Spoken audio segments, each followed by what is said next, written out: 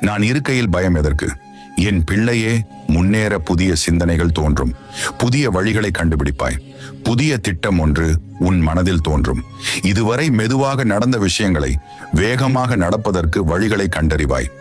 பலரும் மகிழ்ச்சியை கைவிட்ட போதும் நீ விடாமல் தொடர்கிறாய். இப்போது அது இன்னும் வேகம் எடுக்கும். உன்னை திசை மாற விட மாட்டேன். நீ என் உயிராயிருக்கிறாய். எப்போதும் என் பிள்ளையாயிருப்பாய். உன் வாழ்க்கையில் முன்னேற நிச்சயம் வழிகாட்டுவேன். அதில் நீ நிச்சயமாக பயணிக்கப் போகிறாய். வெற்றியும் அடையப் போகிறாய்.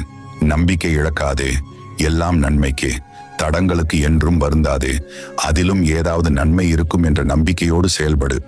கவலை கொள்ளாதே. இந்நிலை கூடிய விரைவில் மாறும். அனைத்தையும் உனக்கு சாதகமாக நான் மாற்றுவேன்.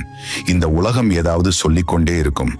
அதை மனதில் ஏற்றுக்கொண்டு புலம்பினால் நியாயமில்லை. பிறகு நான் உனக்கு தரும் சந்தோஷத்தை அதை எப்படி உன்னால் அனுபவிக்க முடியும்?